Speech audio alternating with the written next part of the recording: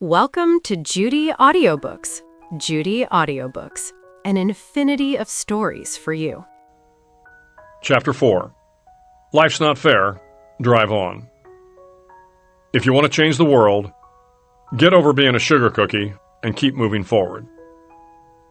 I ran to the top of the sand dune and without hesitation sprinted down the other side, heading full speed toward the Pacific Ocean.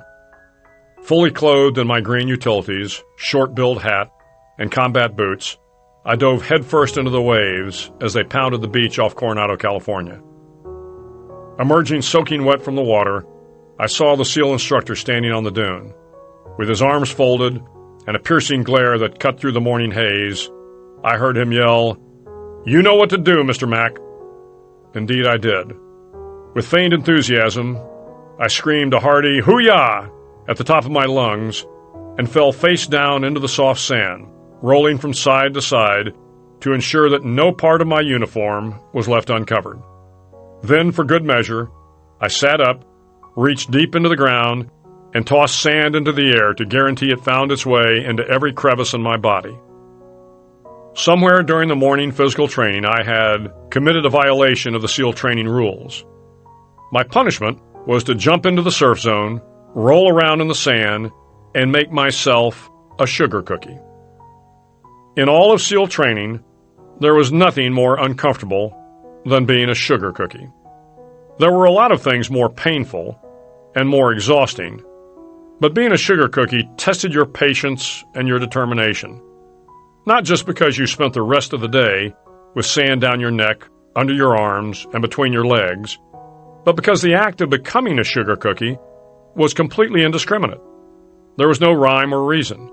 You became a sugar cookie at the whim of the instructor. To many of the SEAL trainees, this was hard to accept. Those that strived to be the very best expected that they would be rewarded for their stellar performance. Sometimes they were, and then again, sometimes they were not. Sometimes the only thing they got for all their effort was wet and sandy. Feeling like I was sufficiently coated with sand, I ran to the instructor, yelled "Hoo-yah" again, and came to attention. Looking me over to see if I met his standard of excellence in sugar cookies was Lieutenant Philip L. Martin, known to his friends as Moki. I, however, was not on a first-name basis with Lieutenant Martin. Moki Martin was the quintessential frogman. Born and raised in Hawaii, he was everything I strived to be as a SEAL officer. An experienced Vietnam veteran, he was an expert with every weapon in the SEAL inventory.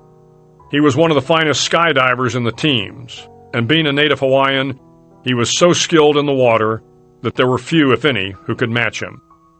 "Mr. Mack, do you have any idea why you are a sugar cookie this morning?" Martin said in a very calm but questioning manner.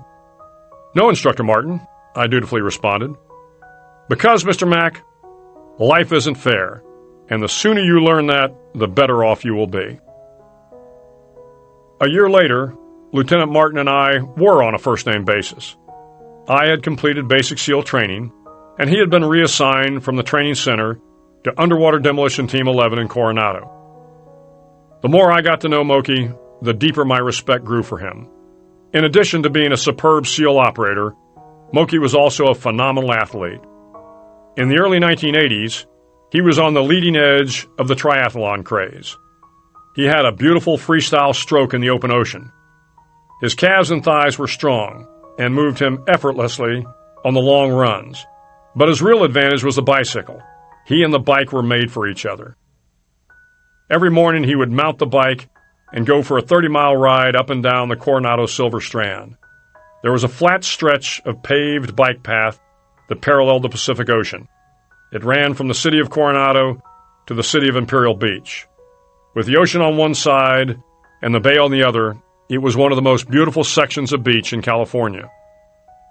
Early one Saturday morning, Moki was out on a training ride along the Silver Strand.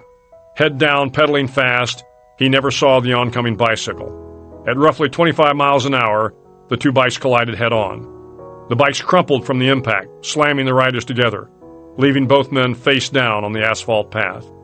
The first rider rolled over, dusted himself off, and struggled to his feet. He was banged up but otherwise fine. Moki remained face down, unable to move. The paramedics arrived within minutes, stabilized Moki, and transported him to the hospital.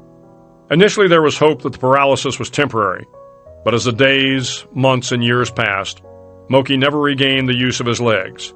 The crash left him paralyzed from the waist down, with limited movement in his arms. For the past 35 years, Moki has been in a wheelchair. In all of those years, I never once heard him complain about his misfortune in life. Never once did I hear him ask, "Why me?" Never once did he display an ounce of pity for himself. In fact, after his accident, Moki went on to be an accomplished painter. He fathered a beautiful young girl. He founded and continues to oversee the Super Frog Triathlon that is held every year in Coronado. It is easy to blame your lot in life on some outside force, to stop trying because you believe fate is against you. It's easy to think that where you were raised, how your parents treated you, or what school you went to is all that determines your future. Nothing could be further from the truth. The common people and the great men and women are all defined by how they deal with life's unfairness. Helen Keller, Nelson Mandela, Stephen Hawking, Malala Yousafzai, and Moki Martin. Sometimes, no matter how hard you try, no matter how good you are, you still end up as a sugar cookie. Don't complain. Don't blame it on your misfortune. Stand tall, look to the future, and drive on.